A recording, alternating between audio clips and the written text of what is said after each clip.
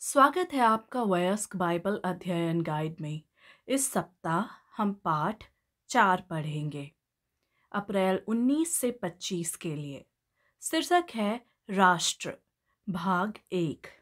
सबत दोपहर इस सप्ताह के अध्ययन के लिए पढ़े उत्पत्ति 10 का 1 से 12, उत्पत्ति 12 का 1 से 9, पहला सामुएल 8 का 4 से 18, मत्ती 20 का 25 से 28 और प्रकाशित वाक्य 18 का 1 से 4। याद वचन कहता है, तब उसको ऐसी प्रभुता, महिमा और राज्य दिया गया कि देश देश और जाति जाति के लोग और भिन्न भिन्न भाषा बोलने वाले सब उसके अधीन हुए। उसकी प्रभुता सदा तक अटल और राज्य अविनाशी ठहरा। दानियल 7 का 14। प्रकाशित वाक्य की पुस्तक हमें हमारी गिरी हुई दुनिया के लिए परमेश्वर के समाधान दिखाती है। अंतिम अध्यायों में जीवन के वृक्ष तक पहुंच बहाल की गई है, अभिशाप हटा दिया गया है और हमें परमेश्वर की उपस्थिति में फिर से शामिल किया गया है। प्रकाशित वाक्य कुछ मायनों में उल्टी उत्पत्ति की पुस्तक है।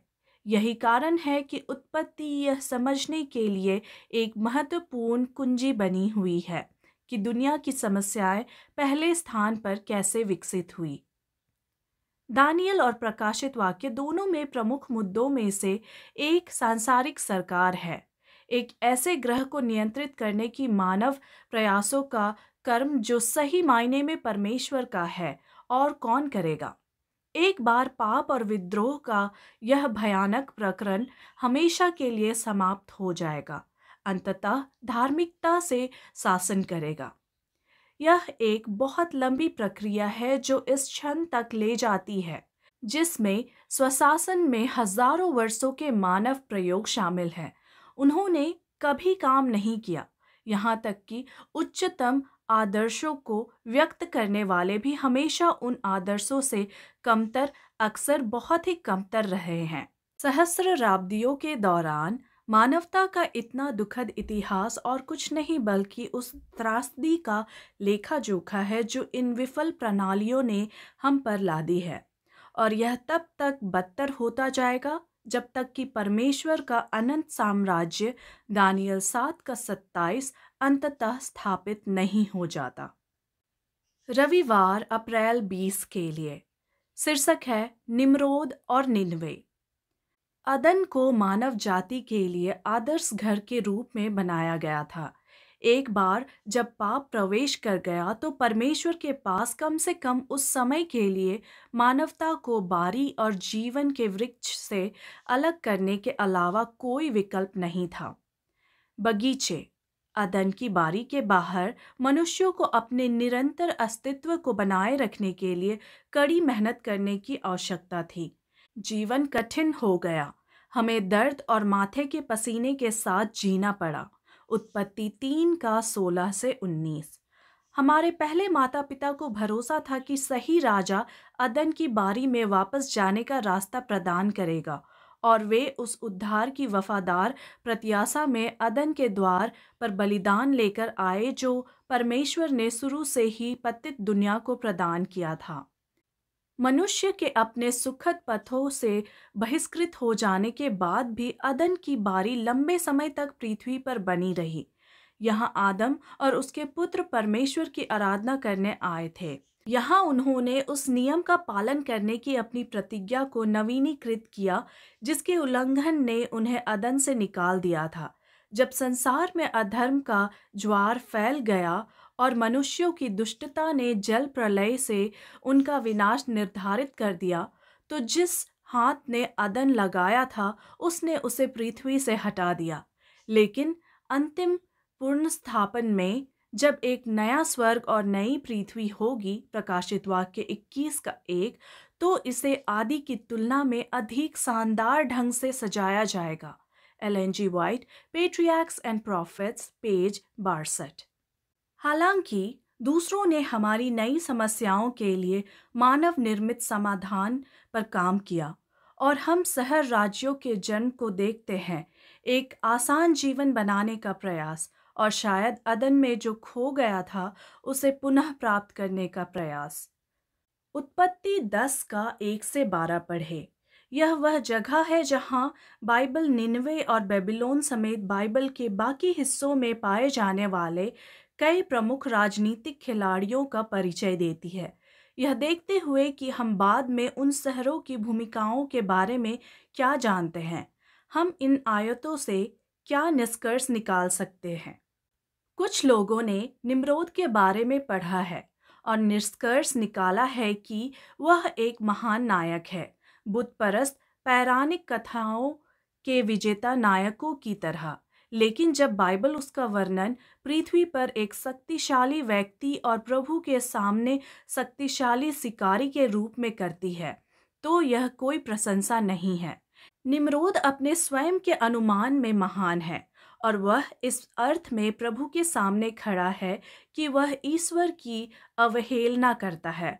इन आयतों में हम जो देखते हैं वह ईश्वर के खिलाफ विद्रोह का प्रयास है, एक विद्रोह जो तब तक मौजूद रहेगा जब तक अंततः सभी विद्रोह हमेशा के लिए समाप्त नहीं हो जाते। परमेश्वर के विरोध विद्रोह का पाप जितना हम आसानी से महसूस कर सकते हैं, उससे कहीं अधिक सूक्ष्म क्यों है? हम इस मानवीय गुण से अपनी रक्षा कैसे कर सकते हैं? सोमवार अप्रैल 21 के लिए शीर्षक है अब्राहम की पुकार। उत्पत्ति के 10वें अध्याय में हम विभिन्न राष्ट्रों का जन्म देखते हैं। आमतौर पर राष्ट्र शब्द का अनुवाद गोइम है, जो अन्य जातियों को भी संदर्भित कर सकता है। उत्पत्ति 10 हमें बताती है कि मानव जाति भूमि, भाषाओं, परिवारों और राष्ट्रों में विभाजित है।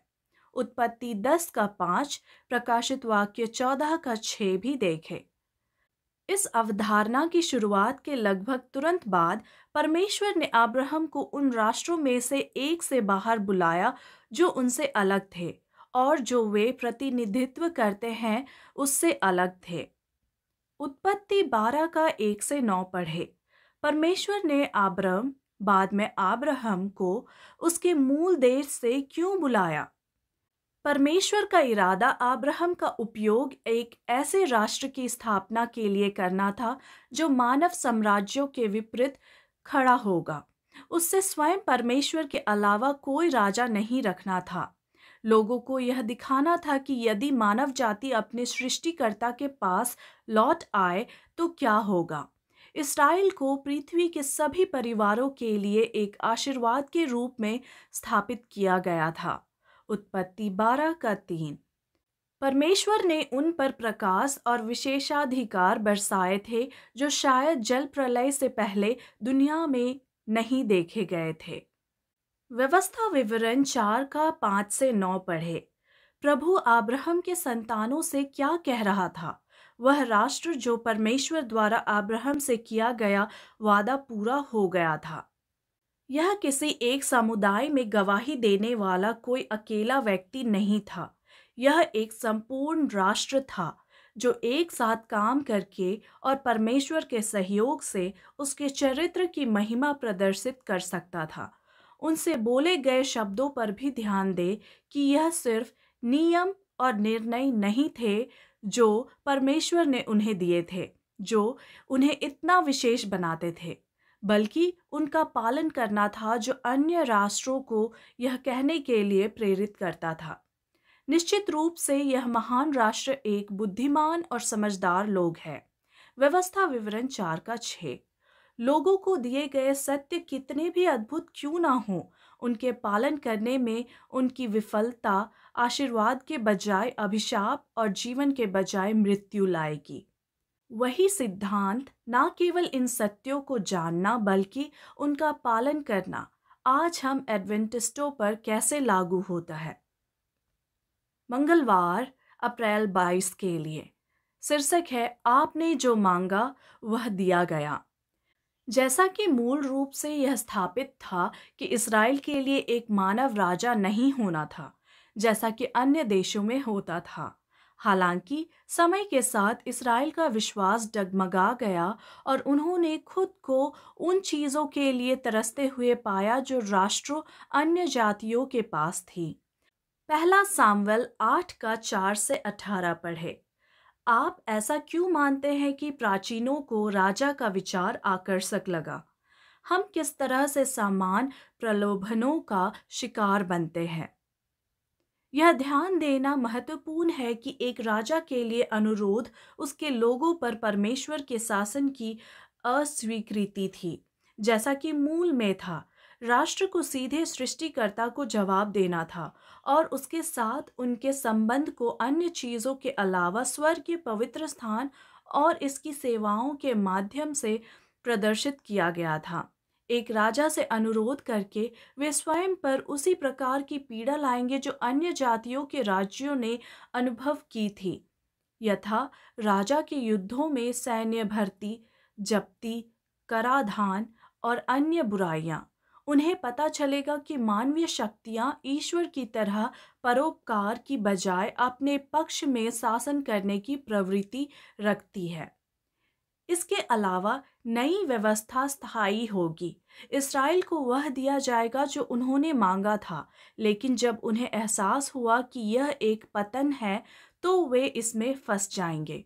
और उस दिन तुम अपने राजा के कारण जिसे तुमने अपने लिए चुन लिया है, दुहाई दोगे और यहोवा तुम्हारी ना सुनेगा।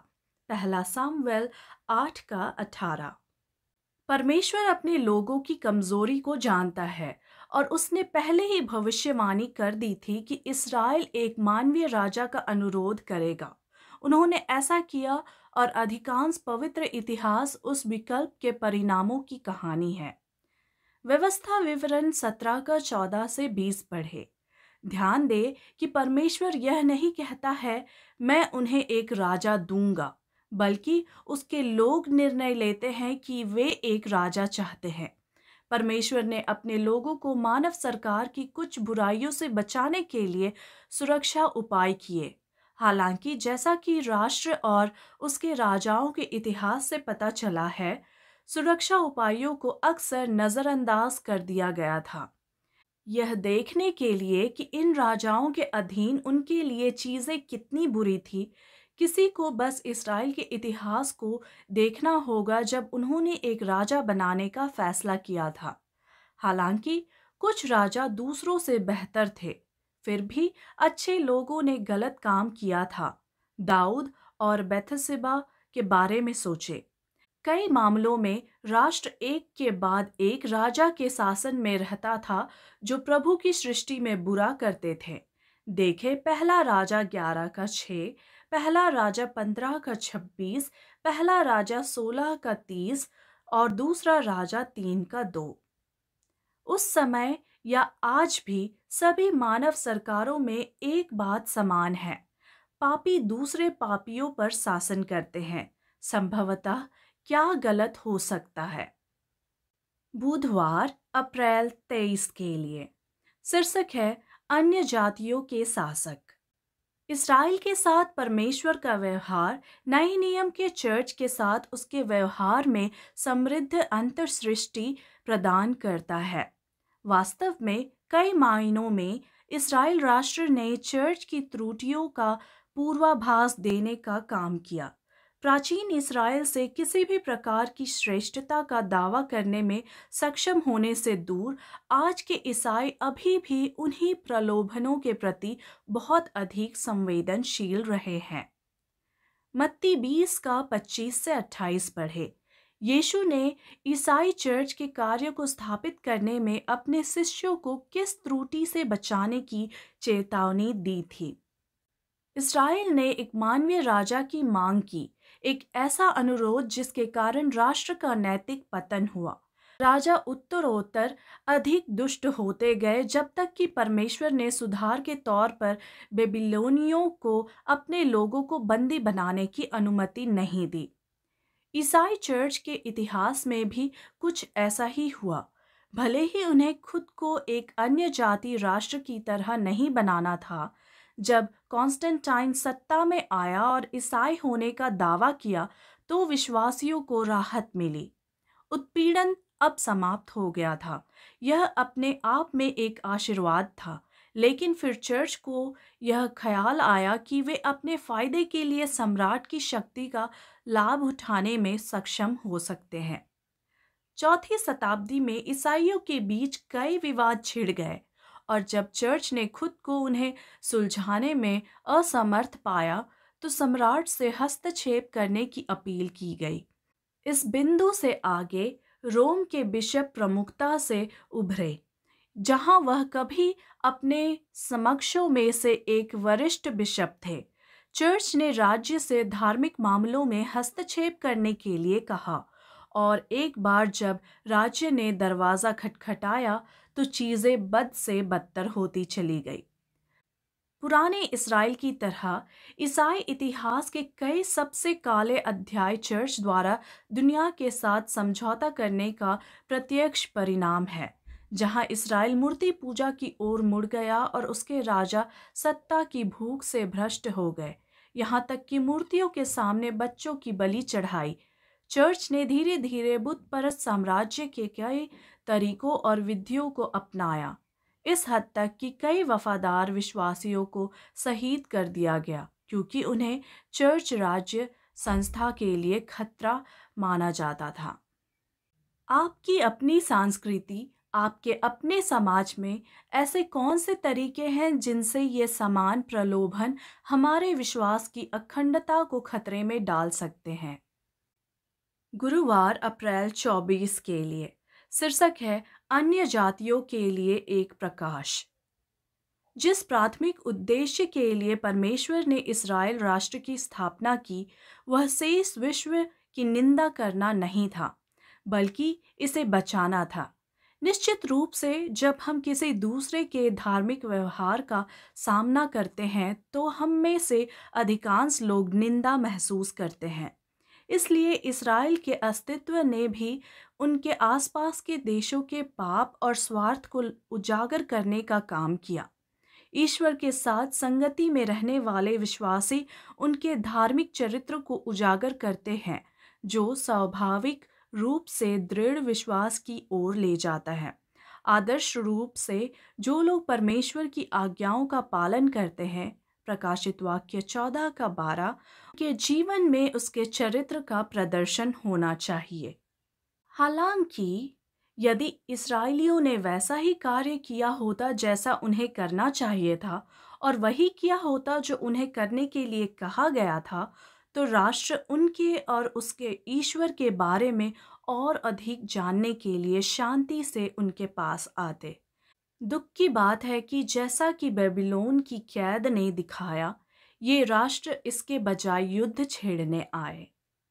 बेशक परमेश्वर के चरित्र का अंतिम प्रदर्शन यीशु था, एकमात्र इंसान जिसने इसे पूरी तरह से प्रदर्शित किया है, लेकिन उसका आदर्श उदाहरण जो निश्चित रूप से दिलों में विश्वास लाता था, एक निमंत्रण के रूप में था। यूहन्ना 3:16-21 देखें। इस्राएल राष्ट्र की स्थापना का अंतिम उद्देश्य चर्च की स्थापना में परमेश्वर के उद्देश्य के समान था। वह पापियों को मसीह की ओर आकर्षित करने के लिए अपने लोगों का उपयोग करना चाहता है। उसके चर्च के माध्यम से दिए गए 3 स्वर्गदूतों के संदेशों का आह्वान कुछ चुनिंदा लोगों तक नहीं, बल्कि हर राष्ट्र, जाति, भाषा और लोगों तक जाता है। प्रकाशित वाक्य 14:6। प्रकाशित वाक्य 18:1 भविष्यवाणी करता है कि मसीह की वापसी से पहले पूरी पृथ्वी परमेश्वर की महिमा से प्रकाशमान हो जाएगी। निम्नलिखित अनुच्छेद हमें इस संसार में अपने लोगों के लिए परमेश्वर की इच्छित भूमिका के बारे में क्या सिखाते हैं? हम इन सिद्धांतों को अपने ऊपर कैसे लागू कर सकते हैं?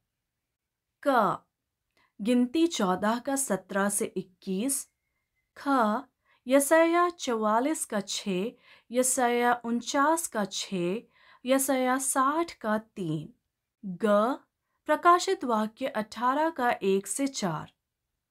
प्रकाशित वाक्य 18:1-4 को फिर से पढ़े।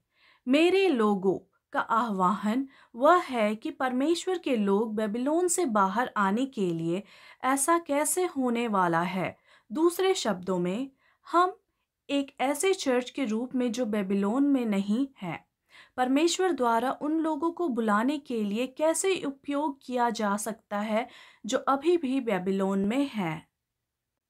शुक्रवार अप्रैल 25 के लिए अतिरिक्त विचार यशायाह 44 का 24 से लेके 45 का 13।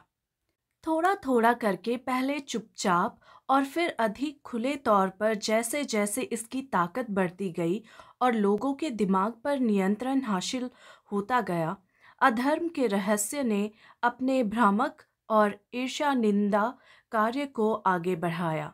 लगभग अदृश्य रूप से बुत परस्तवाद के रीति रिवाजों ने ईसाई चर्च में अपना रास्ता बना लिया। बुत परस्ती के तहत चर्च द्वारा सहे गए भयंकर उत्पीड़न के कारण समझौते और अनुरूपता की भावना को कुछ समय के लिए रोक दिया गया था।